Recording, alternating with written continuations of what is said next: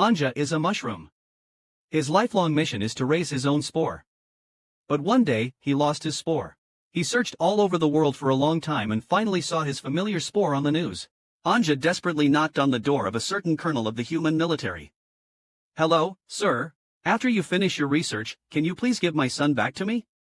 In 2030, the Earth's magnetic field disappeared. Without protection, the Earth was destroyed by solar radiation. PNYE instruments malfunctioned.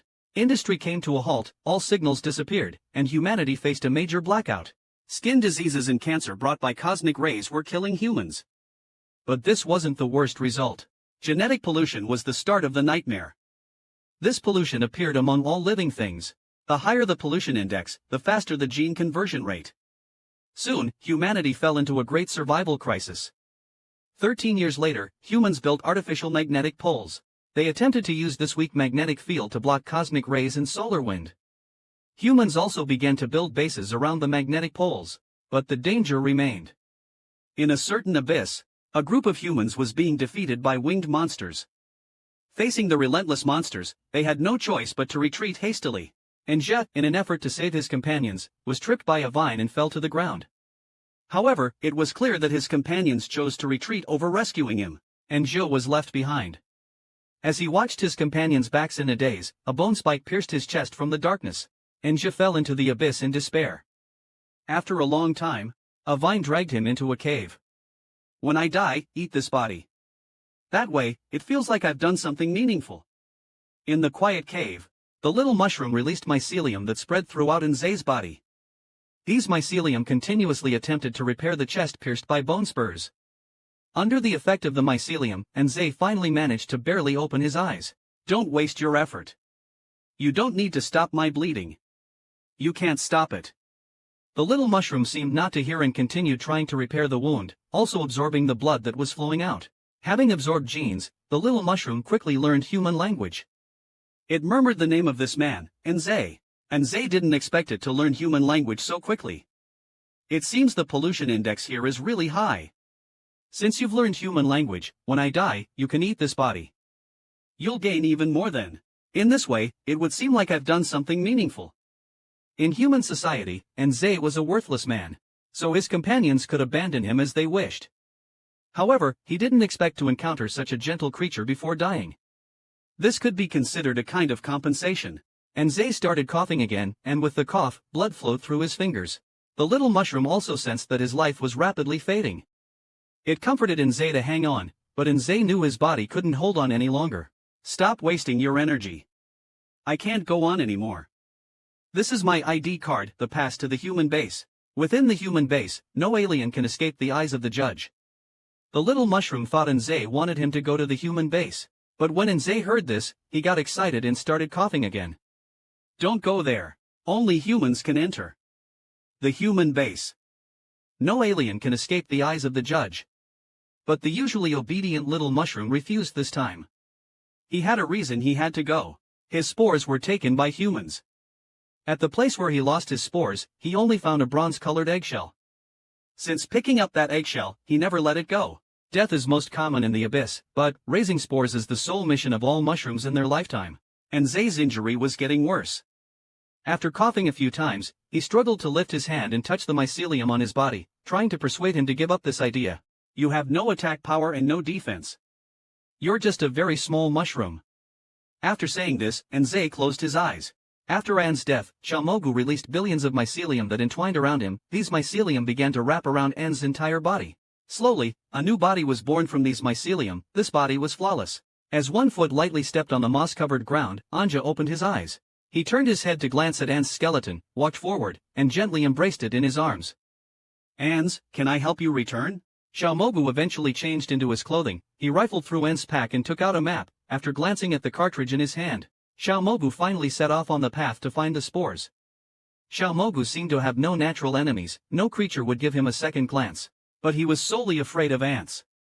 According to the map, to reach the abandoned city, he needed to keep heading northeast, passing through the second plane. But Anja had not yet left the abyss. Along the way, he saw many scenes he had never heard of before. A pine tree bent its trunk to swallow a giant python with two tails.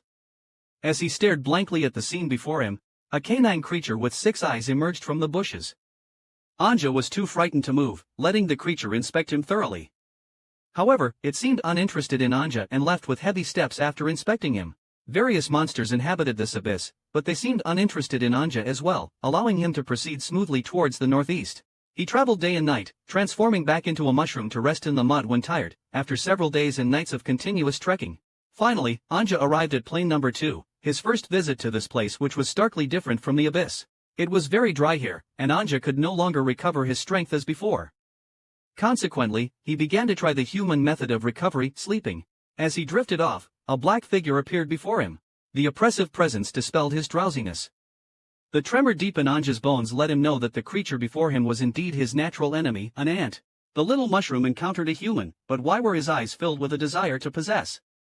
Anja dodged swiftly, avoiding the ant's fatal blow.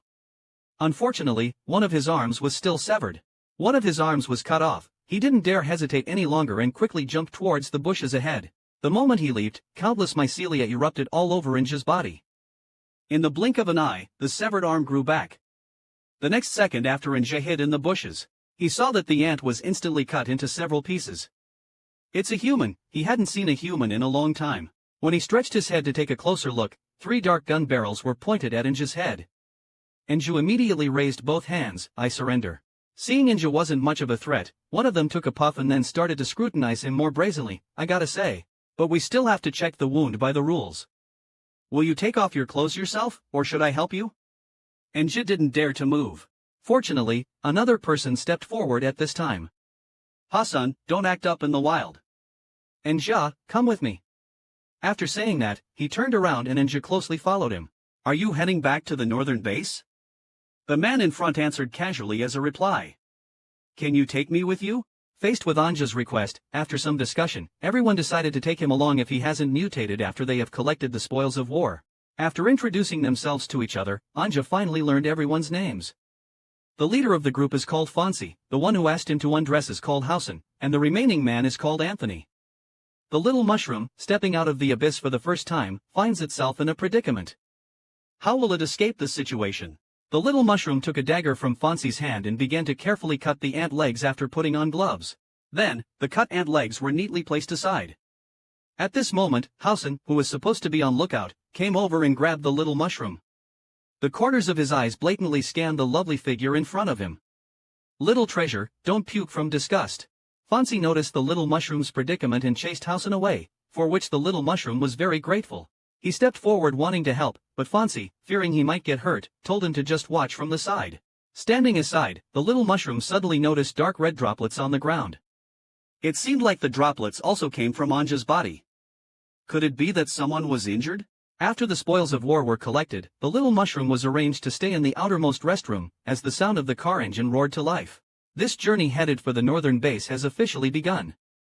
Little Mushroom was lying in the lounge when suddenly, he heard a conversation between Vance and Anthony in the cockpit. Listening to them, it seemed something was off with Anthony. He wanted to find out more, but the lounge was pitch black at the moment, and he couldn't see anything. Suddenly, Little Mushroom opened his eyes. He looked around confusedly as the door suddenly opened, and then he saw a hand reaching in. It was Hosen.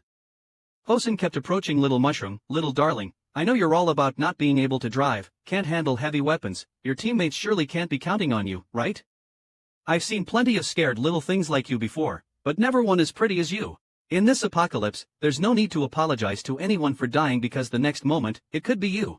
Faced with Hosen's coercion, Little Mushroom quickly fumbled in his bag for the dagger Vance had given him. Hosen, his mind filled with desire, failed to notice his subtle movement. Even when there was a loud smashing sound coming from outside the lounge, he just thought Anthony couldn't wait any longer. A strong sense of urgency made Little Mushroom a bit dazed. The next instant, his pupils dilated, seemingly having seen something terrifying. From Little Mushroom's perspective, a half-human, half-monster creature was standing outside the hatch. After noticing it was spotted, the monster immediately bent down. Hassan suddenly realized that Little Mushroom beneath him was trembling all over. Was he pretending to be pitiful? Before he could ponder further, the little darling he thought he could easily control shot out countless mycelia. These mycelia interrupted Hassan and simultaneously opened the car door. Little Mushroom dared not delay. He immediately dragged Hassan and jumped out of the vehicle, but the monster had no intention of stopping and continued to chase closely behind Little Mushroom. Inside the car, Vance observed Little Mushroom jumping out and escaping through the surveillance. He frowned. He immediately turned the car around and drove toward Little Mushroom. While Little Mushroom was running away, he noticed Vance approaching him. He turned and ran toward the car. At the moment of contact, Vance grabbed Little Mushroom and pulled him into the vehicle. Then he immediately closed the car door. Little Mushroom wanted to ask about Hassan, but Vance turned the car around, indicating he couldn't be saved. Indeed, through monitoring, one can see the monster absorbing Hawthorne's brain. When life and death separations become the norm, death doesn't seem so frightening anymore. Vance seemed to guess what had just happened and casually asked, "Did Anthony mutate?" Upon hearing this, Little Mushroom couldn't help but lower his head. "I'm sorry, I saw blood on the ant carapace. If I had spoken up earlier." Vance interrupted him, "Anthony didn't turn into an ant. We even encountered a group of mutated mosquitoes earlier." Vance, who has been through countless life and death separations, has grown indifferent to these things. Anthony's death didn't matter to anyone in his eyes, he just wanted to go home, so he hid his injury. He knew he would be abandoned if he spoke up, so he preferred to take a chance. "What about Hawthorne then?" Upon hearing this, Vance's expression became even more indifferent. "Hawthorne's death is not unjust, he had at least 5 lives under his belt. If we really didn't need the manpower, I wouldn't have worked with him." "What was he doing then? Bullying you?" Little Mushroom turned his head, unwilling to mention it anymore. The vehicle quickly fell silent. After a while, Vance spoke again, "I have a brother about your age. We used to go out into the field together." Sure enough, this statement sparked Little Mushroom's curiosity again. He asked where the brother was now. "Dead," Vance replied. "Killed by a judge at the base entrance 2 months ago." Hearing the unfamiliar term judge, Little Mushroom was taken aback. His reaction made Vance curious about where he was from. As for Little Mushroom, he could only say that he didn't used to interact with people. Vance didn't ask further but still explained what this so-called judge was. Little Mushroom finally arrived at the northern base. "My husband has been waiting here for a long time. There is a system in the base called the Judge's Bill. Based on this system, an organization with high status called the Tribunal was established. The members of the Tribunal are called judges. The members of the Tribunal are called adjudicators. They usually rotate their duties at the base gate. Each one has a license to kill, and killing is not illegal." That day, Vance brought his younger brother back to the base gate. It seemed that luck was playing a joke on him. They encountered not an ordinary adjudicator but their boss, whom everyone called the judge. He took one look and shot the younger brother without any reason. Although Vance hated him, he had no means to retaliate. Because too many people in the base hated him, his hatred made no difference. He might even be shot dead by him someday. Little Mushroom was a bit panicked. He wanted to ask the judge if he could really identify all the anomalies. Facing this question, Vance fell silent for a moment before answering, "Dead men tell no tales. Better to kill by mistake than to let go. If a real anomaly mixed into the base, it would definitely be discovered. Only one anomaly attack incident happened this whole year." This response made Little Mushroom even more uneasy. He wiped the cold sweat that flowed due to his nervousness. He wanted to leave quietly and return to the wilderness filled with monsters. Although uncertain how long he could survive, it would definitely be longer than tomorrow. However, thinking that spores were more precious than life, he refrained from running away. Thus, Little Mushroom followed Vance all the way to the northern base. Little Mushroom's first encounter with his husband was when he was forcibly taken away in front of everyone. Little Mushroom followed Van closely and lined up at the back of the crowd. He looked around nervously. Surrounded by judges in black uniforms, Little Mushroom dared not look more and instinctively scattered. At that moment, his expression froze. Not far away, a man cleaning a gun caught his eye. The man had a pair of cool eyes. He also noticed Little Mushroom. The moment their eyes met, Little Mushroom saw the man raise his pistol. Van, seeing Little Mushroom not moving, turned his head to ask why. With a bang, a gunshot sounded, and Van fell to the ground. Little Mushroom finally knew who he was. This is the judge, the master of the tribunal. Whether human or mutant, he can decide the life and death of anyone, without needing a reason. Van is dead. Next, it would be his turn. Since coming to the northern base was my own decision, facing the trial was my own ending. No matter the outcome, I silently counted in my heart. I thought I would follow in Vance's footsteps at the 3rd count. But even at the 13th count, the judge across from me still made no move. Finally, the man holstered his gun and said to me, "Follow me."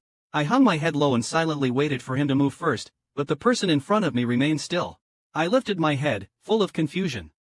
Why isn't he moving? The man's voice grew colder. Stretch out your hands, he said. Obediently, I extended my hands, only to see the judge across from me pull out a pair of handcuffs and click them shut around my wrists. Then, under the watchful eyes of everyone, he led me towards the tribunal. The obedient and cute little mushroom meets the cold and ruthless Colonel Liu. What kind of sparks could fly between us? I found humans truly strange. While the judge executed Vance, no one spoke a word. Now that the judge was leaving, everyone gathered around Vance's body, whispering amongst themselves. The judge led me through the city gates. Defensive installations are visible everywhere within the city. Nearby, several judges are interrogating a man. Where is your wife? Did she leave the city with you this time? Through Anne's memory, Little Mushroom realized that the memories of the infected could be affected. Thus, interrogation is also one of the methods for identification. The man took Little Mushroom to a door. He then pulled out a walkie-talkie, Tribunal, Liu. Requesting genetic testing. As soon as he finished speaking, the iron door opened in response. Liu Feng, holding Little Mushroom, entered. The room was filled with various unidentifiable objects, and a man with golden hair was sitting in the middle. Upon noticing Liu's arrival, the man put down his work, pushed his glasses up, and remarked, Colonel Liu actually came here himself. Don't you usually solve problems with bullets? Facing the man's tease, Liu Feng reminded him expressionlessly, please cooperate, doctor. The blonde man was momentarily startled and then turned to Little Mushroom saying, follow me. Little Mushroom hurriedly followed and obediently lay down on the apparatus under the doctor's guidance. As the syringe began extracting blood, Little Mushroom turned his head nervously. The man glanced at the color of the blood. Xiao Mogu mistook the man's words as a compliment and hastily replied with a polite, thank you for the praise. Colonel Liu brought his delicate wife for a checkup. However, Xiao Mogu seemed quite afraid of Colonel Liu. Hearing Xiao Mogu say thank you to him, the doctor visibly paused, then couldn't help but laugh out loud. Alright, send the blood for genetic testing. Time, 1 hour. A full body enhancement scan will take about 40 minutes. Don't move. The humming in the air was like those distant nights in the abyss, or like the sea emitting a dull sound of waves crashing. This feeling was indescribable in human language.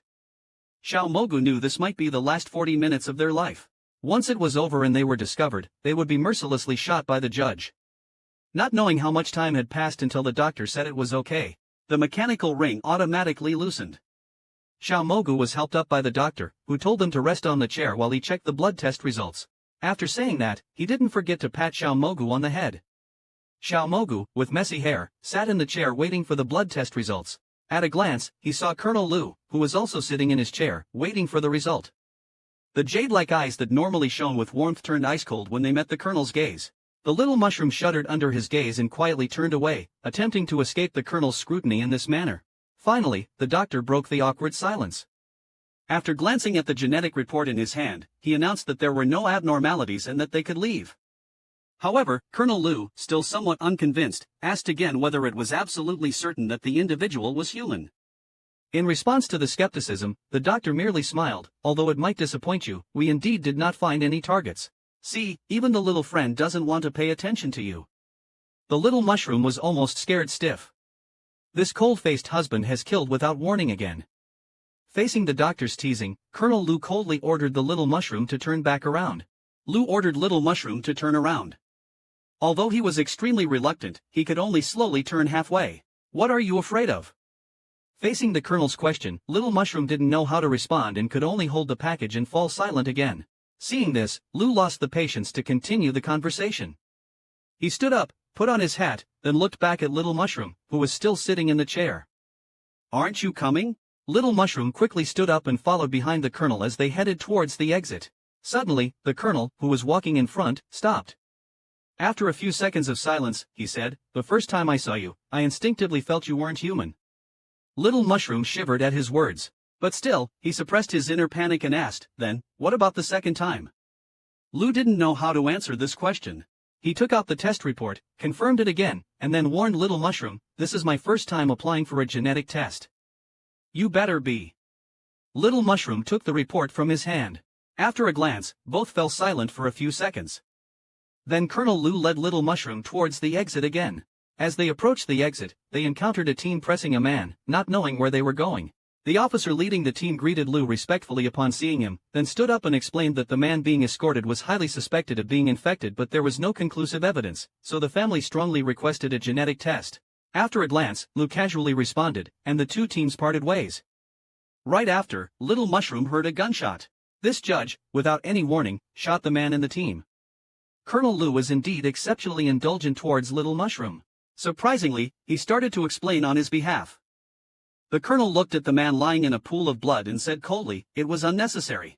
A woman in the crowd, stimulated by the scene, started screaming madly. Little Mushroom looked at Colonel Lu beside him. He had never seen such a look in his eyes before. It was a kind of coldness that seeped into the bones. Perhaps for a judge, killing was more normal than breathing. He would not have any emotional fluctuations because he had long been accustomed to it. Little Mushroom followed the colonel to the exit, where a body covered with a white cloth lay. It was Van's body. Little Mushroom crouched down, wanting to lift the white cloth to take another look at Vance, but was stopped by a soldier next to him. The soldier told him that no one from the mercenary squad had survived, so the equipment and supplies would be reclaimed by the base. The spoils converted into currency would be merged with the consolation money and distributed to the families. Saying this, he pulled out an ID card and handed it to Little Mushroom. Little Mushroom fell silent, and after a moment, he asked the soldier where they were taking Vance. The soldier glanced at the body and simply replied, the incinerator. Hearing this reply, Little Mushroom fell silent again. Lu Feng, seeing this, felt obliged to remind him that he hadn't taken the ID card. Upon hearing this, Little Mushroom mustered the courage to look at Lu. He really wasn't injured?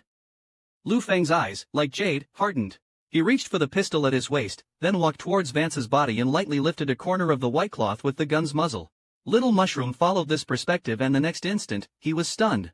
On the tip of Vance's finger, there was a barely noticeable stab wound. Little Mushroom felt a uniquely human emotion for the first time. It was a magical feeling. His heart became heavy at that moment when he saw the wound on Vance's fingertip. Little Mushroom instantly understood that it was not Anthony who was injured by the ant's mandibles that day, but Vance. He told himself that some people, even when injured, still have hope. They hide it because they want to go home. This person was actually talking about himself. Understanding everything, Little Mushroom silently took the ID card from the soldier and carefully put it into his own package. But when he lifted his head, he saw that the judge had already walked far away. A scream from behind caught Little Mushroom's attention. It was the family of the man who had just been shot. The woman ignored the soldier's obstruction and cursed at Lu Feng, who had already walked far away. Judge, you will die a terrible death. Little Mushroom walked to the woman's side. By this time, her tears had long dried up. She was just huddled in the corner, eyes vacant. Aren't you leaving? The woman glanced at him upon hearing this. What is your relationship with the dead one? Little Mushroom was stunned. He didn't know how to describe his relationship with Vance. After all, it was only a few days from when they first met to now being separated by life and death. After a moment, he spoke, he was my friend.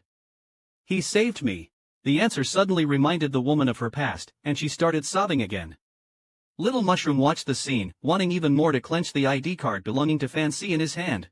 At this moment, he suddenly felt his heart heavy. He knew this was what humans felt. Newly arrived, Little Mushroom joined the organization resisting the terrestrial school. Did you have a quarrel with your husband?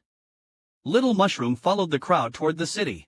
After the system recognized him, the true appearance of the northern base finally emerged before his eyes. He looked at the city, lost in thought. After a while, Little Mushroom came to his senses. He knew he had to go. He was here with a purpose. Little Mushroom followed the crowd onto a train.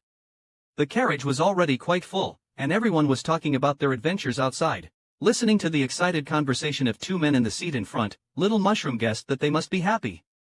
Happy people often don't mind helping others. So, he bravely stood up. How do I get to Zone 6? His guess was right. The man generously gave him directions. After expressing his thanks, Little Mushroom continued to sit and gaze out of the window, silently repeating the address of Anne's in his heart, Outer District 6, Building number 117, Apartment number 0514. But he had forgotten that he only asked for directions to District 6, so he got lost again after getting off. Little Mushroom looked at the vast bus station, wondering if he should ask someone for directions again. At that moment, a man with glasses approached him. Hello, friend, would you like to learn about us? Little Mushroom stared at the leaflet the man handed over, opposing the dictatorship of the judges, and was stunned. Do you know how to get to building number 11? Finally, Little Mushroom got a name of his own. Let's call him Anja. Let's call him Ans. Little Mushroom joined the bespectacled man's counter-trial march in confusion and also learned the direction of building number 117 from the man. As they got closer to the building, those memories about ants began to resurface in his mind. Guided by these memories, Little Mushroom came alone to a door and then tore off Ann's D-card from his body. With a beep, the door opened easily, and Little Mushroom saw Ann's home. The room was small but warm and tidy. He walked to the table. Looking at the small mirror on the table, Little Mushroom gently picked it up. From the mirror, Little Mushroom saw Ann's again. This was Ann's face, because the look in his eyes was different from the eyes in the mirror now. When Little Mushroom was very young, his stem was broken by slanting raindrops. Little Mushroom, like any injured creature, began to try hard to grow back, to live. Later on, Little Mushroom began to have some vague consciousness. He became different from his kind, able to control his mycelium, to flow between jungles and wilderness, and to sense the sounds and movements outside. He became a free mushroom. Then he met Ann's. Ann's once asked him if it hurt. Little Mushroom replied that he had already forgotten. And Zay said he wanted to give him a name. He said, "Little Mushroom, then I'll call you Nja." Thinking of Nzay, the Nja in the mirror, couldn't help but smile. Little Mushroom first learned that he was actually a poisonous mushroom and finally felt the pressure of being human. Little Mushroom sat alone by the window, thinking about what to do next, looking at the sunlight outside. Little Mushroom couldn't help but extend his palm, then saw several white mycelium spreading out along his palm. Little Mushroom pulled off a bit of mycelium and put it in his mouth, chewed it. It was a soft, sweet taste. But the next moment, Little Mushroom felt the world in front of him becoming unreal. He felt his body sink into the deep sea, but his consciousness flew to the sky with the warm sunlight. It wasn't until evening that Little Mushroom slowly opened his eyes. He was awakened by the cold. Nju instinctively climbed onto the small bed next to him. Then he wrapped himself in the quilt and carefully thought about what had happened to him. He remembered that he had eaten his own mycelium and then fell into a coma.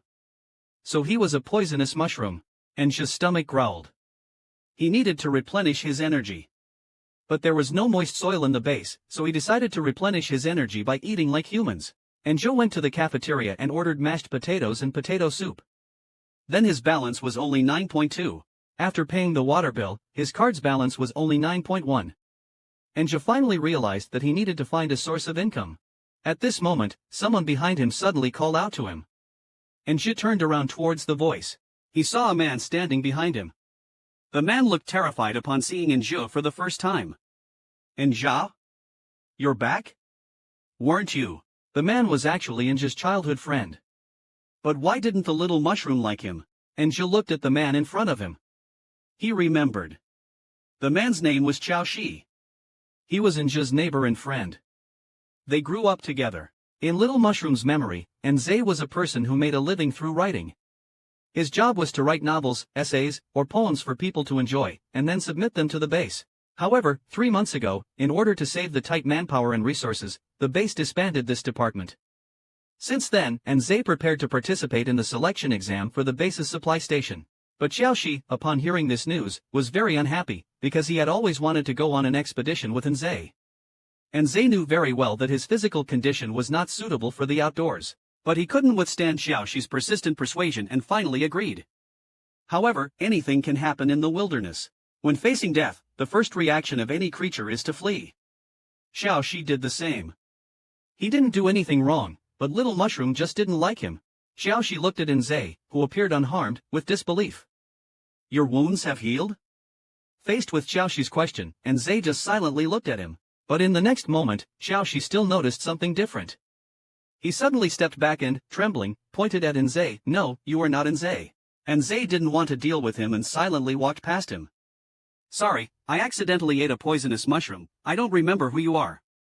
After saying that, he took out his ID card, ready to leave. But the next moment, Josie grabbed Anja's shoulder. "You really are Ans. But you." Anja fell silent again, and after a moment, handed the test report in his arms to the other. It was only then that Josie accepted the fact that Ans had escaped from the abyss.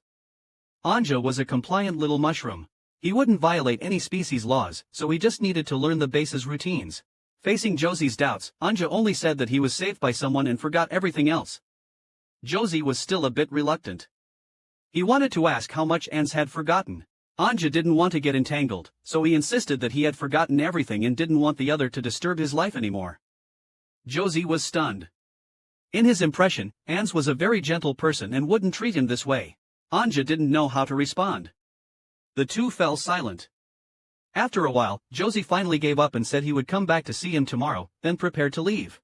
Ans, we are the closest people in the world.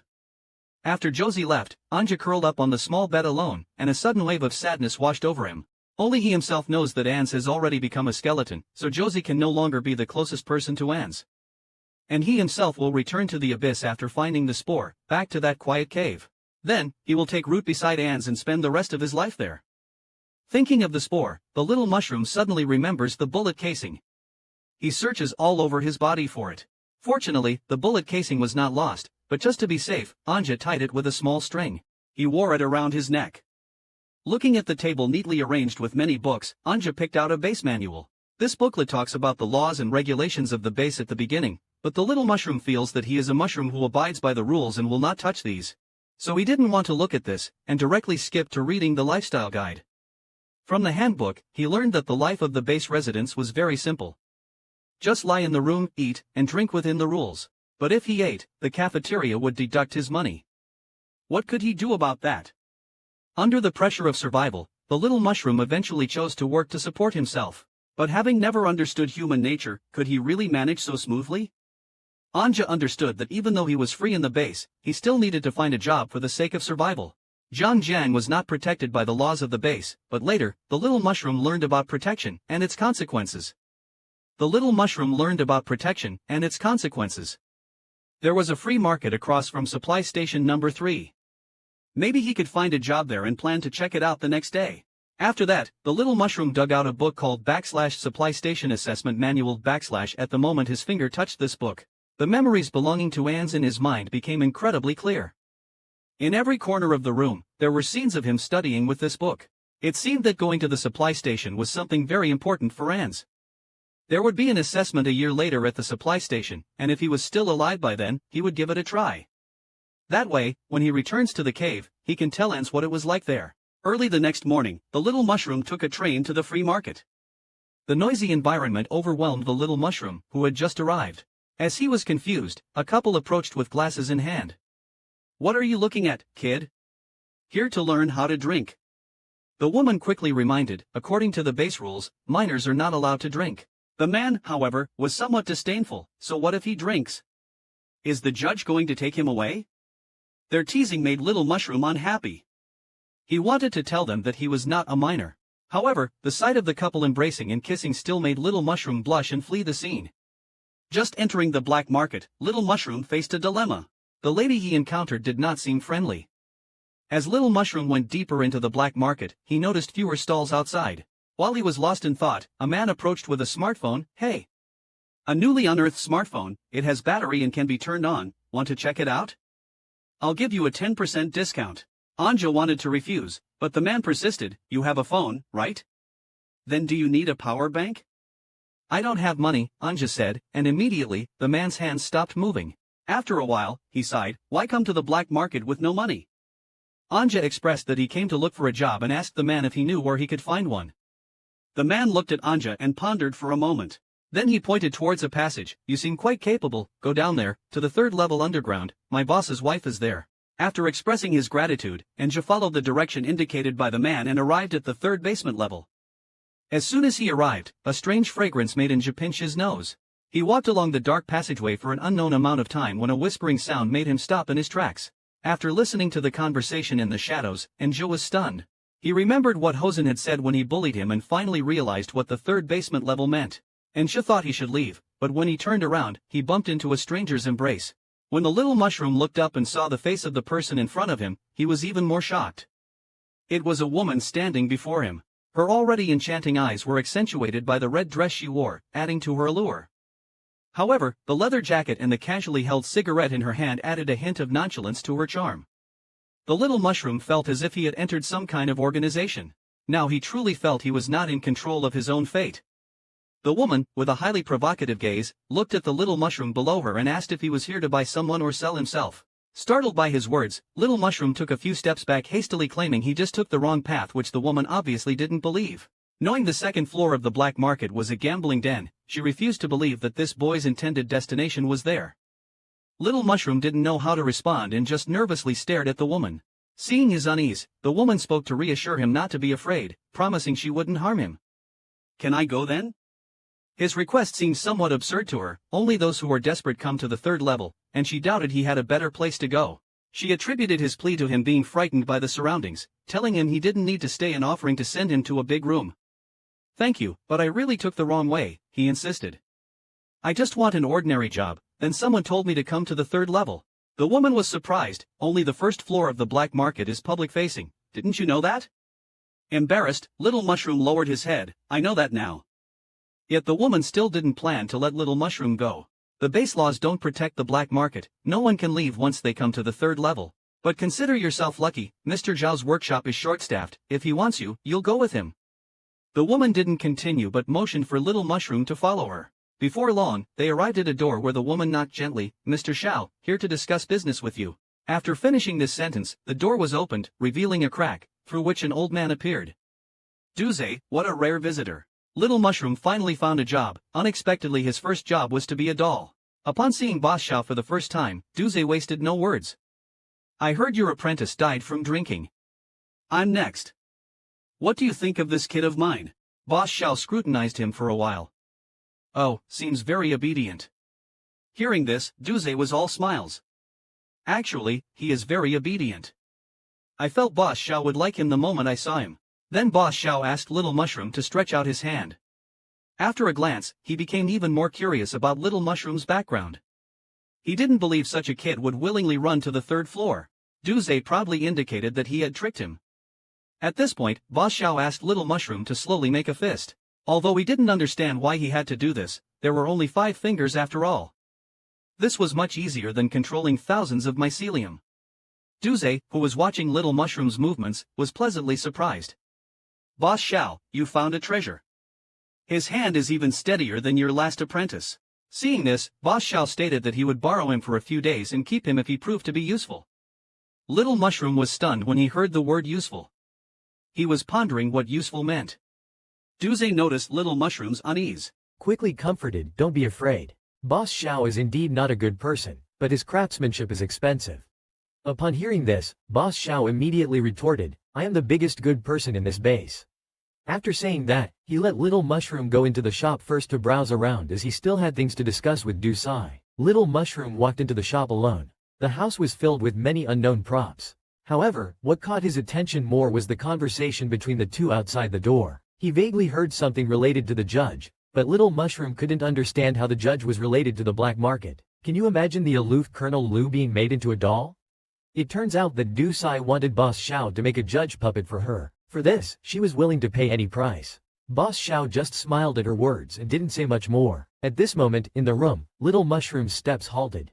When he looked down, he saw a fake hand. He crouched down and poked it with his hand. At the moment he looked up, he was stunned again. In front of him was a lifelike dummy. Little Mushroom stared blankly at the dummy. At some point, Boss Zhao had returned from outside. He said lightly, "Looks real, doesn't it? Let me turn on the light for you so you can see better." With a click, the mannequin, under the light, appeared even more exquisitely delicate. Boss Zhao finally began to explain the origin of this mannequin. Hubbard, the leader of mercenary team R-137, was once one of the fiercest in the squad. The man before us was his deputy. They grew up together, shared a close bond for over 20 years, but during their last expedition, he died, leaving not a single piece of his body behind. 3 months after his death, Hubbard approached Boss Zhao and spent nearly all his fortune to buy this mannequin of his friend. Boss Zhao, taking on this task, naturally dared not make any mistakes. This mannequin, apart from not being alive, resembled everything else exactly. After all, Hubbard would have to spend the rest of his life with this mannequin. Boss Zhao used to deal in such trades. Later, as it became easier to die outside, his craftsmanship became more valuable. After all, it leaves a keepsake for the living to remember for the rest of their lives. Having said that, he patted Little Mushroom on the shoulder. "Learn well from me. In 10 years, you'll be worth more than all the mercenaries." Unable to resist, Little Mushroom asked him, "Are you going to be a judge?" Boss Zhao immediately responded, "Why not? The judge, the Lord, is busy killing. He doesn't care about such trivial matters." Little Mushroom finally found a clue about the spores. On his 3rd day working in the shop, Boss Xiao suddenly notified Hubbard to come and collect the mannequin. After hanging up the phone, he carefully took the mannequin from the cabinet and placed it on a chair. Little Mushroom couldn't help but glance sideways at the person sitting on the chair, who seemed to come alive at that moment. Soon, the door creaked open and a dejected man walked in from outside. This man was Hubbard, the captain of the AR-137 mercenary team. His dull eyes fixed on the doll on the chair and he was completely captivated. It was a while before Mr. Xiao, standing beside him, coughed, snapping him out of that state. Regaining his composure, Hubbard slowly approached the doll and just as he was about to touch its face, he suddenly stopped and withdrew his hand. Then he turned to Mr. Xiao beside him and said thanks. No need, I still need to thank Mr. Hubbard for providing sufficient data. Do you need help putting it in the box? The man declined his kind offer and then personally picked up the doll and placed it into the box. Mr. Xiao kindly reminded him, maintain the doll every 2 months, just send it over when it's time, I'll apply whatever new skills I acquire. Hubbard seemed to guess something, Xiao Scott never makes a losing deal. Hearing this, Mr. Xiao gave an awkward smile. Captain Hubbard is all-knowing, I am not. A few days ago, I took a big job. That guy's data wasn't good. I wanted to ask for your help, he said, gesturing with a hand like a gun. Hubbard immediately understood. He paused, then turned to leave, but Little Mushroom suddenly stopped him. Then he took out the shell casing hanging around his neck. Sir, do you know where this is from? Hubbard looked at it carefully and said, the supply station and the black market don't have this model. It's military. Little Mushroom met Colonel Lu again. It seemed like Colonel Lu didn't like him very much. Today was Little Mushroom's 3rd day working, and Boss Xiao praised him for planting his eyebrows well, letting him off early and even giving him a month's pay in advance. So now Little Mushroom had $60. He planned to go to the 1st floor of the black market to have some potato soup. When he arrived at the 1st floor, he noticed that today's atmosphere was noticeably different. There were far fewer people than on previous days, and everyone looked quite tense. Though puzzled, he still decided to go get some potato soup first. As he approached the stall, Little Mushroom tensed up. Then he turned around and was about to run away, but the next moment, come back, stopped him in his tracks. And Jay could only turn back in resignation. He finally remembered that today was the tribunal's routine patrol. Lu stared coldly at the Little Mushroom and said, stiff body movements, avoiding action, deducted 1 point. The assistant beside him obediently wrote down a few notes in his book. And Jay paused. He glanced at Lu, but when their eyes met, he quickly looked away. Lu continued, avoiding eye contact, deducted 1 point. And Jay realized that this scene was very similar to when Boss Xiao trained his apprentices. But unlike Boss Xiao's patient guidance, Lu Feng's teaching methods were somewhat intimidating. Lu glanced at the assistant. He asked him for the results, and the assistant respectfully replied, reporting to the colonel, based on the overall indicators, the one under examination is human. The specific reason for this conclusion is that they are afraid of you. Lu Feng slightly curved his lips. It was the first time and Jay had seen him smile, although the smile was barely noticeable. This was the first time the Little Mushroom had seen Colonel Lu angry. So, what had happened? Lu Feng took out his pistol and gently stroked it. What are you doing here? And Jay truthfully answered, I work here. 1st floor or 2nd floor? Anzu hesitated for a few seconds before replying, 3rd floor. The assistant next to them logged the conversation between the two. No anomalies in language interrogation. The subject is human. Upon hearing this, Lu Feng suddenly turned his head, staring at him coldly. After a moment, he closed his eyes. You may leave. Little Mushroom quickly said, thank you, and slipped away from his side, heading back to that bean soup shop. Today, he really wanted to drink this, even though the potato soup here costs 3 times as much as in the residential area. The price of potato soup here is 3 times that in the residential area, but the difference is obvious. This one has minced meat, milk, and the soup is much thicker. It would be better if there was no adjudicator around. After drinking, Anja got up, wanting to leave. Facing the adjudicator standing nearby, his inner thought was to pass by without causing any disturbance. But in the end, things didn't go as he wished. At the moment they crossed paths, Anja suddenly heard Lu Feng curse, useless. This startled him, as if something major was about to happen. He didn't dare delay further and hurried to the station to head home. As the train arrived, the dense crowd inside began to disembark. At this moment, the announcement came on, informing the waiting crowd that due to equipment failure, they all had to wait scattered outside the train. Upon hearing this announcement, the crowd started to become chaotic, with everyone beginning to flee in one direction. Anja watched this inexplicable scene, feeling uneasy yet decided to follow the crowd first. A different species infiltrated the base. Madame Du had special feelings for Colonel Lu. The chaotic crowd left Anja at a loss. At this moment, a figure behind him bumped into him, and Jay turned around and saw Madame Du from the third floor of the black market. He wanted to say something, but Madame Du seemed very anxious and pulled Jay along as she ran. Late at night, a row of armored vehicles was neatly parked at the edge of the square.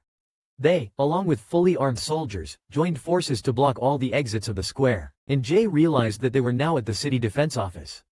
He reached out and patted Madame Du on the back to help her catch her breath. What happened to them? Upon hearing this, Deuce unconsciously looked vigilantly into the distance at those increasingly frenzied residents. There are aberrants among us, there must be one in the vehicles. Checking each vehicle takes too long. If an aberrant loses control and isn't killed in time, those who have a heart for saving the nation, water is the blade's salvation. It's been a long time since something like this happened. This time even the adjudicator didn't recognize them? At this, Deuce's expression turned tense.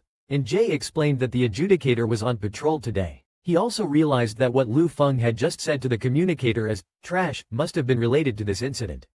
Deuce grabbed Jay. Is he here? It seemed that to confirm the truth of what Jay said, the moment after Deuce asked this question, they saw a streak of light flash through the air and then with a bang, it landed on a man's shoulder not far away, and Jay stared intently at the source of the streak. Against the backdrop of the night and the firelight, two long figures slowly approached from the shadows. Deuce was parasitized, and Colonel Lu enforced the law coldly. As magnesium flares from the armored vehicle swept across, several humans parasitized by aliens instantly turned into charred corpses. When Deuce saw this scene, he couldn't help but hold onto Anja beside him tightly, because among those parasitized, there was one sitting right behind him. However, it hadn't attacked anyone, so he should be safe. With that, Deuce turned to look back at the city gate, a hint of reminiscence appearing in his eyes. 5 years ago, the colonel saved me once as well, right at the city gate, similar to now. Listening to her recollection, Anja seemed to understand Lu a bit more. In this base, some people loathe Lu to the core, while others see him as a belief. A few minutes later, Lu Feng walked with his assistant towards several charred bodies. He knelt on one knee and took the knife handed by his assistant. Then, without expression, he sliced open the abdomen of one of them. Due to their position, Anja and Deuce could easily see the situation on the scene. Anja thought it looked like insect larvae, perhaps something like a spider. Upon seeing this, Lu Feng frowned. He swiftly cut open the entire esophagus and throat. Alien larvae poured out continuously. Lu Feng immediately stood up, removed his gloves, and tossed them onto the body. Parasitic type, high potential for spread. Full team inspection. Deuce suddenly collapsed, and Anja quickly supported her. At this moment, Deuce's entire body trembled uncontrollably. She remembered what she had just said, that person was just sitting behind me. Lu Feng also noticed the anomaly here. His eyes rested on Deuce's cheek, and Anja followed his gaze. They saw a small blister appear on Deuce's forehead. The thing inside was wriggling slightly. Deuce reached for the parasitized area. Her eyes were fixed on Lu Feng, who was walking toward her, looking at the gun pointed at her. She finally closed her eyes in despair. Following the bang of a gunshot, Deuce's entire body fell forward. After a dull thud, the once magnificent Madame Du finally fell, on that day 5 years ago. The little mushroom really didn't like Lu. He was too terrifying. Right after Deuce's death, several soldiers came to deal with her body. Looking at the terrified expressions of the people around him, Jay felt that there was no fundamental difference between the human base and the abyss. Both were filled with fear. People would argue because of the suspicion in their hearts. Eventually, it would escalate into physical fights, and then everything would end with the sound of a gunshot. The entire square fell into dead silence once again, and Jay wanted to see where Lu had gone. In a split second, he noticed a man in front of him with a brass-colored bullet shell at his feet. Instinctively, he touched his chest. Fortunately, his own was still there. And Jay quickly walked toward the bullet shell. His sudden movement startled the man nearby. "Damn, why are you getting so close to me?" And Jay explained, "Sorry, I dropped something." The moment he picked up the shell, he froze. The bullet shell in his hand, in terms of weight, pattern, and size, was no different from the one around his neck. He held the bullet casing tightly in his palm, pondering over what had just occurred. Lu had apparently been standing right here, or not far from here, when he shot Dusai. Then he fired his gun. This casing must belong to Lu Feng, to the tribunal. And what about this one of mine? Is it also related to the tribunal? If it is from the tribunal, I can't just go and ask directly. That would be like admitting I'm a rookie. Before he could think further, the broadcast resumed, announcing the end of the buffer period and instructing everyone to line up orderly for infection screening. A child in the crowd was puzzled, not understanding why they had to wait 30 minutes to be screened. His father explained, "You can't tell right after being bitten by a bug. The tribunal says, after 30 minutes, you can determine if there's an infection." Infection can be determined within 30 minutes. How exactly do they figure it out? I heard they kill whoever they want. Before the child could finish speaking, the father quickly stopped him. Shut up, do you want to be executed right now? And Jay stood among the crowd, listening to the sound of gunshots. Bit by bit, he saw Lu leaning against a stone pillar. By the 73rd shot, only Jay remained at the scene. Lu Feng scrutinized Jay carefully. What's in your hand? Jay paused for a moment, then obediently extended his hand to reveal the bullet casing in his palm. Lu Feng said nothing, and the two of them fell into an unusual silence. After a while, Lu Feng finally said, let's go. Jay's life returned to how it was before, but ever since that mutant incident, the base's defense measures became stricter than before. Boss Xiao was quite satisfied with his new apprentice. How's your eyebrow practice going? Look at the photos more. Ensure accuracy. Jay responded. At that moment, Boss Xiao suddenly started laughing. Hubbard has connections everywhere in the black market. Getting a few photos of the judges is no big deal. Now, Nizai has sharp claws wielding the bull cart of my world. Haha, Lu Feng is really terrifying. Even though he's a doll, Little Mushroom is too scared to sleep. Boss Xiao is very satisfied with Hubbard's efficiency. Although they didn't obtain specific data, the photos were good enough to piece things together. He looked at Lu Feng's photos again and again, finally couldn't help but sigh. This face could really drive women crazy. Do you like him? Jay paused upon hearing this. He didn't know why Boss Xiao asked that, but at the moment, he only felt fear toward Lu Feng. I don't like him. Upon hearing this, Boss Xiao's expression immediately darkened. So, you're in the opposition party? My last apprentice was. He took my salary and yet had the audacity to take half a day off each week to protest. Jay explained that he had no intention of joining the opposition, but Boss Xiao didn't want to hear it anymore. I don't care whether you're with the opposition or the loyalists. Just don't take time off. Little Mushroom immediately promised he wouldn't take time off. With that assurance, Boss Xiao finally smiled. As expected of my good apprentice. Seeing that Boss Xiao was in a good mood, Jay suddenly asked if he could live here. This made Boss Xiao freeze, not understanding what was going on. Jay didn't know how to explain. My neighbor, he always. Before Jay could find the right words, Boss Xiao raised an eyebrow. He wants to sleep with you? Jay quickly denied it. No, it's not like that. He just keeps trying to get close to me. Boss Xiao could only sigh, thinking his apprentice was too naive. How is that any different from wanting to sleep with you? Jay felt there was still a difference. They used to be good friends, neighbors who grew up together. He worked as a mercenary outside, while Jay submitted articles to the city's newspaper. The two would usually look out for each other. Later on, he wanted to take the supply station exam, but he wasn't allowed to. He was told it was too difficult. He was advised to go with him to the wilderness to do some easy work. Anja couldn't understand why he was doing this. Boss Xiao chuckled. If you pass the supply station exam and break away from the commoners and make something of yourself, what will he do then? He's destined to be an ordinary mercenary all his life. Will you still live with him? Maybe once you're in, you'll cozy up to some high-ranking officer in the supply station. Then he'll have no hold on you. Little Mushroom knew what kind of person Anja was, so he replied, I won't. Even if you don't do that, he'll still think so. Who can say for sure? The human heart is just that hard to read. So, never get involved with someone with no prospects. After listening to Boss Xiao's words of wisdom, Anja felt even more that he was a good person. Boss Xiao was like an elder among the abyss-dwelling creatures, offering life guidance to the younger generation. And this time, Boss Xiao did not disappoint Anja. He agreed to Anja's request. Now, keep an eye out on the 3rd floor. Find the leader of a big mercenary squad. Someone like Hubbard. I guarantee once he sees you, he'll walk away. Just have your man beat him up. AR-1104's female captain would definitely like you. Boss Xiao continued muttering to himself, but suddenly Anja stood up, walked over to him, and said, the fingers of a judge are a bit longer than this. This immediately shut Boss Xiao up.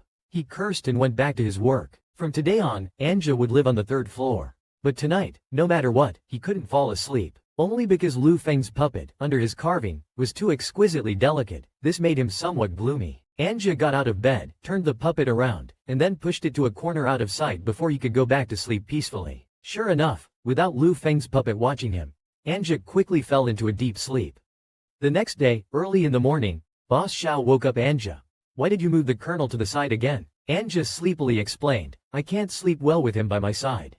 This infuriated Boss Xiao, who walked over to Anja's bed and knocked hard on his head, saying, you sure have a lot of issues.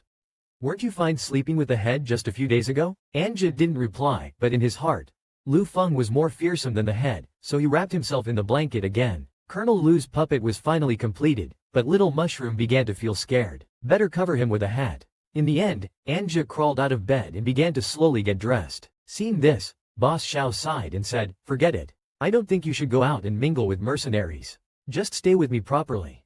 Little Mushroom was puzzled, but Boss Xiao shook his head and muttered, "With your look, no, those mercenary ruffians will bully you." Little Mushroom was even more confused. "Why are they bullying me?" Boss Xiao couldn't take it anymore and leaned in to knock on the other's forehead, just for fun. At this, Little Mushroom could only cover his head, feeling aggrieved.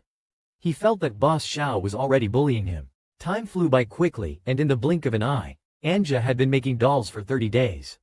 That is to say, before today, they needed to deliver the dolls. Anja carefully checked the hair he had grown himself, ensuring there was no problem at all. Now, only the doll's eyes remained to be made. Lu Feng's eyes were very beautiful. Under the light, they were a cold green, like transparent ice that whitens in winter, freezing the color of green leaves. But in the dim light of the evening, they were a deep, dark green, like a lake in the night. As Anja carefully recalled, when the color mixed by Boss Xiao matched what he remembered, he spoke up to remind him that Boss Xiao had already mixed it right. He reminded Boss Xiao that it was already prepared, and this insight made Boss Xiao highly appreciative. And Jay didn't speak, he just handed the mold to Boss Xiao, watching him pour the gel into it. Next, they wait for it to cool. Once it's set, it will be embedded into the sclera, and finally installed. And Jay quietly watched Lu, who was sitting in the chair. After a while, he felt a bit nervous. The doll before him looked so much like Lu Feng himself. He didn't dare to look any longer, took the military cap from the side, and swiftly placed it on the doll's head. Boss Xiao didn't notice the Little Mushroom's action, still praising his perfect craftsmanship. It would be even more perfect if he found Le Sen to deliver it later, since he's affordable.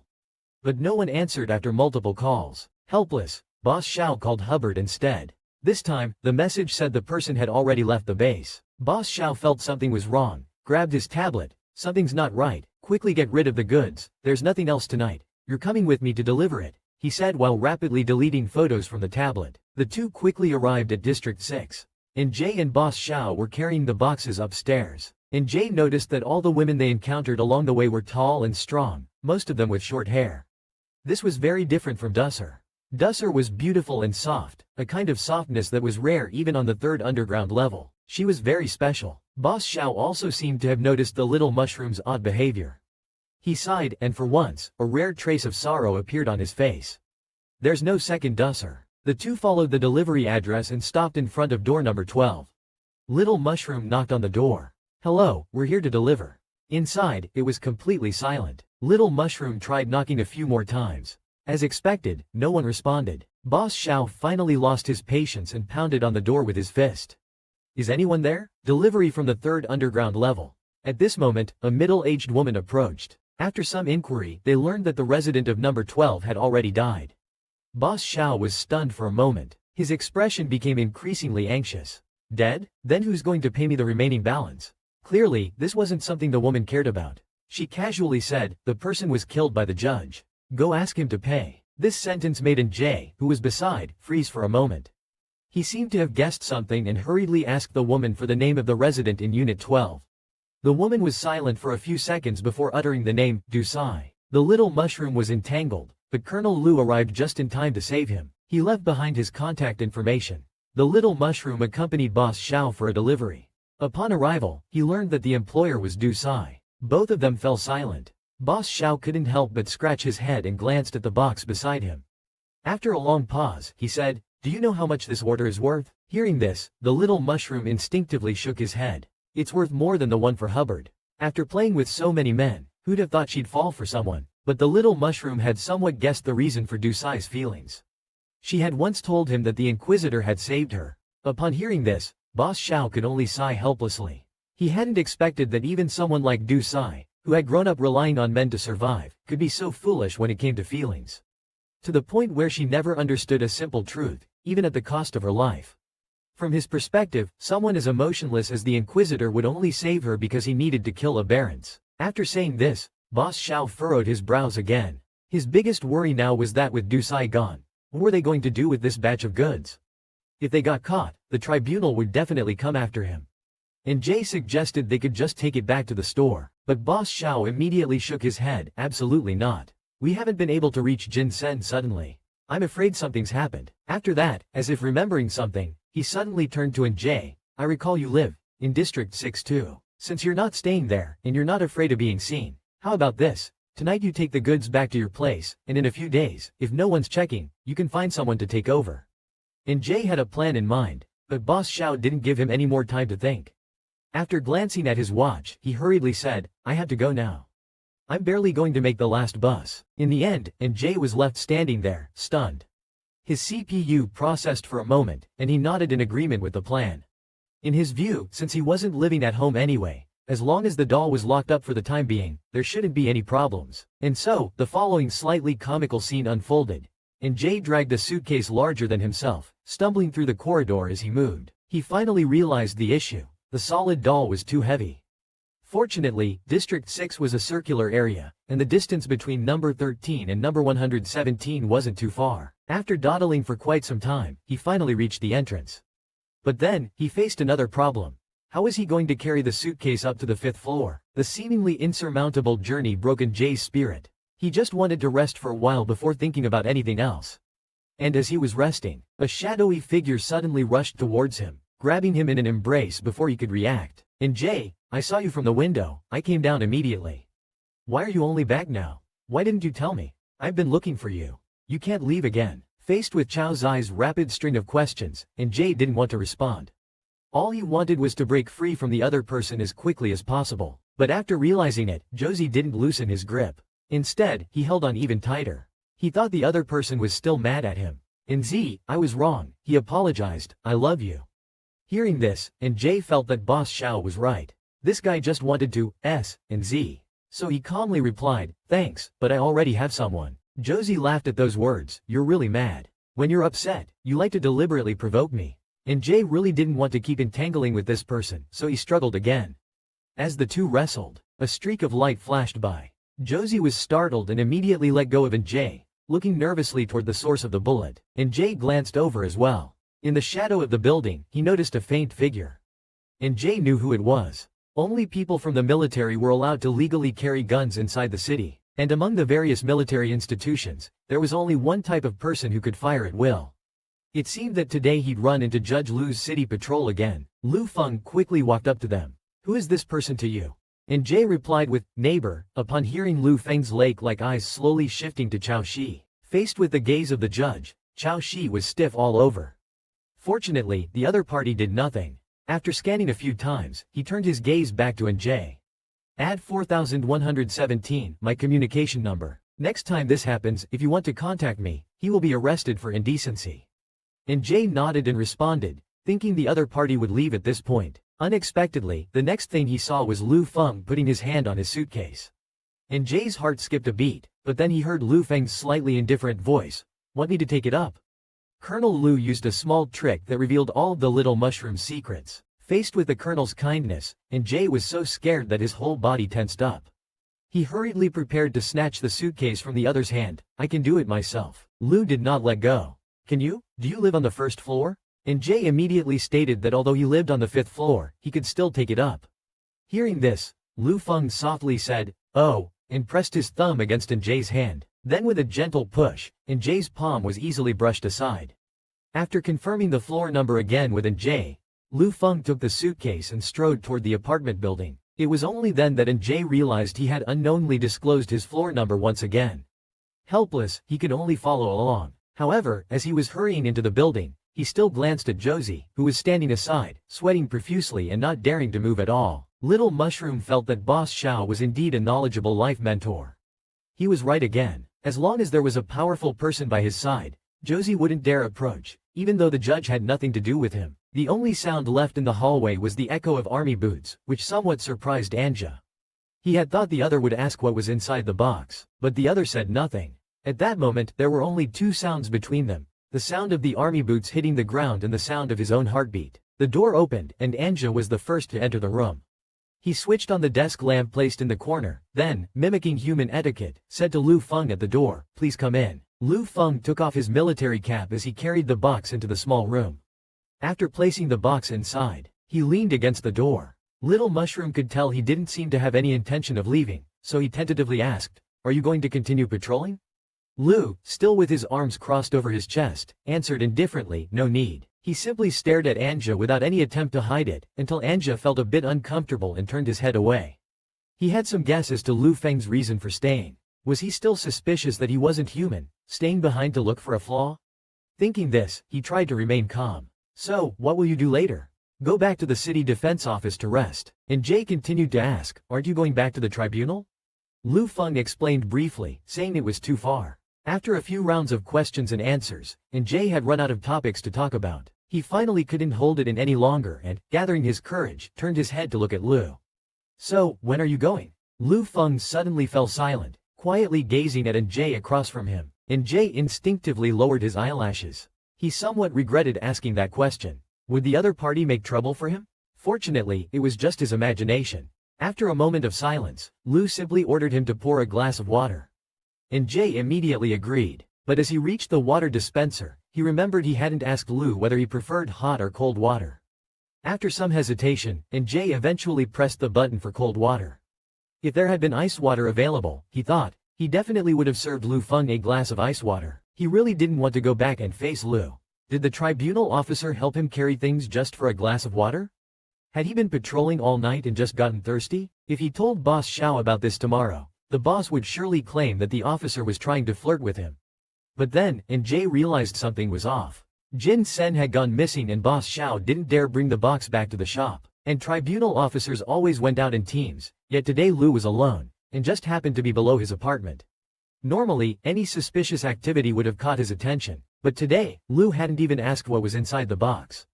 That was strange, and Jay even started to suspect that Lu was here to arrest him. Thinking of this, Jay immediately took out his phone to call Boss Xiao, but for some reason, the communicator showed that the call couldn't be completed. At that moment, a "come in" sounded from inside the room, completely stunning Jay.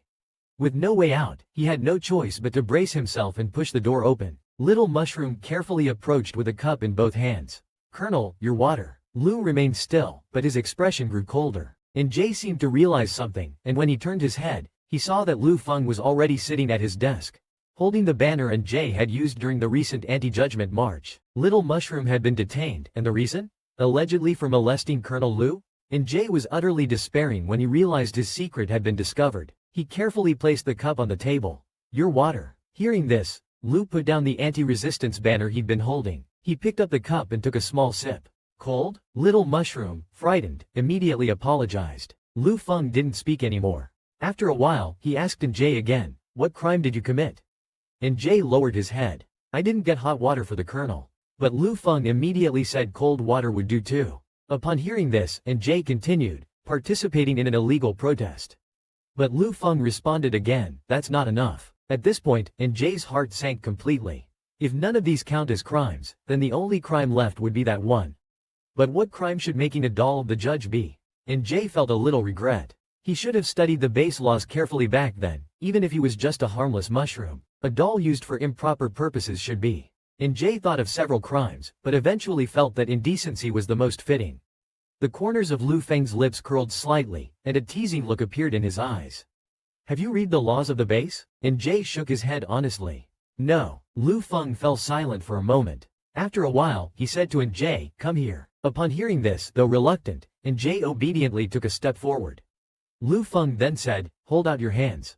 Jay obediently extended both hands, but immediately, Lu Feng said something bizarre again, "Put it on me." Little Mushroom was confused. "Where?" Lu Han replied succinctly, "On me." "Where?" Lu Han replied succinctly, "On me." Jay, although somewhat puzzled, still obediently reached out and placed his hand on Lu Han's chest. The next moment, Lu Feng unexpectedly pulled out a pair of shiny silver handcuffs, and quickly clamped them on Jay's wrists.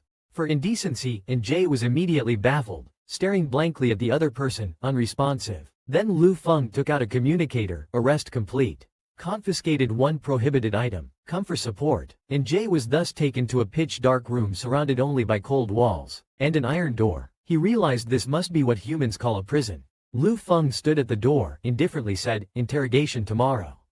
You have 10 hours to prepare your defense." Jay, holding the iron door, extremely aggrieved, "I have no defense." Lu, as if he didn't see, indifferently as usual, "I thought so. Rest well." After saying that, he turned around and left without looking back, leaving Jay alone clinging to the iron door, tears falling to the ground. At this moment, a faint voice came from the darkness. I told you, not one less. Why has Hubbard suddenly gone out into the wild? Otherwise, he wouldn't miss his prison food. You two have doomed me. After that voice, another voice followed. It was your order, her order. The final payment hasn't been made yet. Anja recognized the voices. They were Mr. Xiao and Jin Senator looking towards the sound. He saw both of them across the way. At this moment, Jin Sen also noticed Anja. He crossed his arms and said helplessly, I was just selling phones, when I got caught by the tribunal. Compared to Jin Sen, Mr. Xiao wasn't faring any better. It turns out, after parting with Anja, he hadn't even entered the station before being captured. Jin Sen suddenly asked Anja, how about you? How were you caught? Hearing this, Anja fell silent. He didn't want to answer that question and instead asked Mr. Xiao, Master, do I really seem that easy to bully? Mr. Xiao affirmed, you just realized? But why do you ask? Anja still didn't want to answer the previous question, so he changed the subject again. What crimes did you commit? Mr. Xiao, somewhat helplessly, do I even need to say?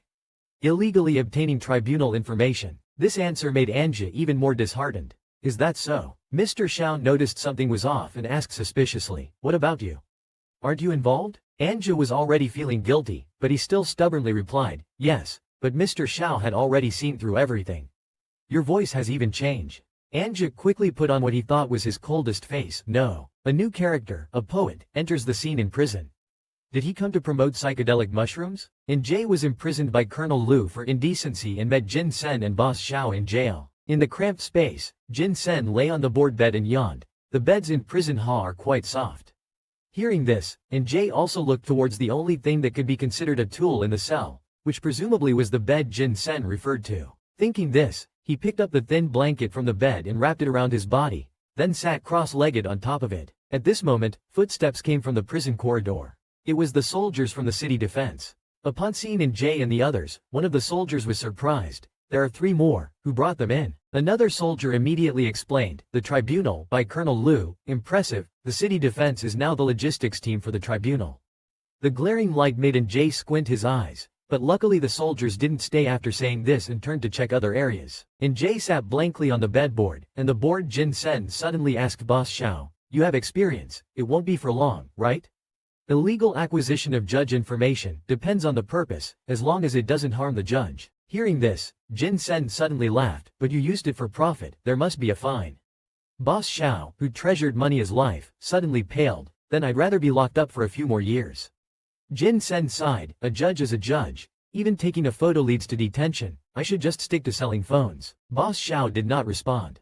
Jay. From the neighboring cell, a very young voice came, illegal acquisition of judge information, I've seen it. Boss Xiao immediately asked, how many days were you detained? The man replied, at most 3 years, one was executed, he wanted to assassinate the adjudicator but he failed. Boss Xiao was puzzled, why was he executed even though he failed? The man replied calmly, that's what the Adjudicator Act stipulates. Boss Xiao became somewhat flustered, we have no intention to harm him, how long will we be detained? The man told him, that depends on the adjudicator's mood. Upon hearing this, Jay couldn't help but hold the thin blanket tighter. He thought the adjudicator seemed in a pretty good mood. At this time, Jin Sen suddenly looked curiously at the stranger. Brother, what did you do? Incitement and spreading panic. I wrote articles for the cultural department, the city defense caught me, later, the cultural department dissolved, but I was never released. Jin Sen continued to ask, how long have you been locked up? From behind the iron door came 4 words, life imprisonment. Jin Sen was stunned for a moment and after a while said, are you messing with me? The little mushroom was a bit confused. From what the man said, he seemed to have the same job as Jay. But in Jay's memory, it was a very safe job. So he hurriedly turned his head to ask, what did you write? The man told him, I wrote about the history of the base in a popular science format. My pen name is, The Poet. Have you read it? Jay honestly replied, no. Do you want to hear it? I think your voice is very nice. Faced with the compliment, Jay politely responded, your voice is also very nice. But Boss Xiao suddenly interrupted their conversation, stop. You're convicted of incitement. Don't think about inciting our kid. In response, the poet chuckled, you can just listen. Don't worry about being caught. What he said made so much sense that Boss Xiao couldn't even come up with a rebuttal, remaining silent. The poet paused for a moment, then continued, it took me a long time to organize all this. Since being locked up, I rarely talk about it. I'll start from the desert age. I'll start from the desert era, he said. Before the desert era was a period of great prosperity, with a total of 7 billion people on Earth, and cities were filled with people. On the outskirts of the cities were farms, ranches, and factories. These places supplied the cities with production materials. There were wars back then, but they were between nations. Animals and plants were no match for human weaponry. It was the year 2020, over 100 years ago. I, as a mercenary, visited the ruins of a national research institute and dug out a document. It was a geomagnetic research report starting from the year 2020. That year, they detected a rapid weakening of the Earth's magnetic field. At this point, the poet suddenly asked, "Do you know what a magnetic field is?" Jin Sen quickly waved his hand, indicating he was uneducated. Mr. Xiao, upon hearing this, also stayed silent, not saying a word. "It seems the base doesn't teach this stuff," he remarked. Anyway, by 2030, the geomagnetic field had disappeared. Jin Sen humbly asked, "So what exactly is the geomagnetic field?" The poet thought for a moment before slowly beginning. The Earth is a huge magnet, the south and north poles are its positive and negative poles. The geomagnetic field is everything. After the geomagnetic field disappeared, compasses stopped working, the global biosphere was in chaos, all human industries halted, unable to generate or use electricity. But this was still the least severe consequence of the disappearance of the geomagnetic field. In space, from all directions come solar rays and solar wind. They would be deflected by the Earth's magnetic field elsewhere and not harm terrestrial life. After the magnetic field disappeared, the entire Earth was directly exposed to solar wind and cosmic rays, leading to a series of diseases and natural disasters. These disasters caused half of the Earth's population to perish. This was the desert era. However, the desert era ended quickly. In 2020, mankind discovered changes in the geomagnetic field and had already proposed countermeasures, divided into Plan A and Plan B. The plan was to build huge magnetic field generators at two special sites in Asia and North America. One is called the Eastern Magnetic Pole, which is now the northern base, and the other is called the Western Magnetic Pole, now known as the underground city base. These two magnetic field generators replace the Earth's south and north poles, resonating with the charged particles in the solar wind to create a new magnetic field that covers the globe. Plan B is to build large underground cities, shifting human habitation from the surface to underground to protect against radiation and solar wind. In 2040, Plan B was successful and the underground cities opened for settlement. In 2043, Plan A succeeded, a weak magnetic field covered the globe, the climate ceased to worsen, organisms no longer died from cosmic radiation, and human technology began to recover. The period from 2040 to 2043 was known as the Dawn Era, but humanity's hardest times had just begun. An earthquake occurred in the prison. Who will save Little Mushroom? In the last episode, the poet was telling Anja and others about the captivating history of humanity's development when Jinsen suddenly interrupted. "I know, the era of great disaster has come." The poet responded, cosmic radiation brought unknown genetic mutations, and terrifying things mutated from it, starting with superbacteria, fungi, and viruses. They proliferated in human cities, indiscriminately infecting everyone. The cities were all hives. Hearing this, Anja grew curious. How did humanity survive then? The poet bowed his head, his expression turning somber, and told Anja, surviving was a matter of fate. In the human gene, being immune to these bacteria meant survival. Eventually, everyone left was immune. In the end, only about 100 million of the 3 billion people who survived the desert era on Earth remained. However, this wasn't the hardest time for humanity. Anja was completely captivated by the story and hurriedly asked for what happened next. The poet said they all already knew the rest. Biological mutations appeared, and humans who came into contact with them got infected, gradually losing their human traits and becoming assimilated. For them, human genes were a delicacy, so they started attacking humans. Thus, the war began. It was the grandest war in human history. Scattered humans couldn't withstand the monsters, so humanity began consolidating remaining resources to establish human bases. Their ID number starts with 3, meaning this is the third human base. Correspondingly, there are also the Dungeon Base and the Virginia Base. The alliance of these 4 bases is the community of human destiny. After the bases were formed, humanity could finally catch a breath, leading to the life everyone has now. Hearing this, the group was about to relax, but the poet's next words instantly chilled the prison atmosphere. Unfortunately, the base is not a safe place. In 2073, a wave of mutated toothed creatures erupted. The southeast base has fallen. In 2121, marine mutants infiltrated. The Virginia base is overrun. Jin Sen suddenly interrupted in terror. "Damn it. Now I know why you were charged with incitement and malicious spreading of panic. The city defense should seal your mouth." The poet didn't care too much about it. He said he hadn't done anything wrong, just mixed with his male friend's mercenary group. gathering data around human ruins and organizing them for publication. Yet, for just that, he was sentenced to life imprisonment. His explanation did not win Jin Sen's sympathy, even making him somewhat puzzled. Your tongue should be cut off for life, you even have a boyfriend? The poet laughed. It's so boring in the base, why can't I have male friends? As soon as he finished speaking, the entire prison started shaking violently. Anja quickly grabbed the iron door, trying to stabilize himself. He heard it, something alive was hitting the floor underground. Jin Sen next door suddenly screamed in terror, damn, that thing is right beneath me. In an instant, the entire prison erupted into chaos. The poet also became panicked. It seemed that the entire prison was affected this time. Underground creatures, could it be the CC species? They live in groups, and the southeast base is.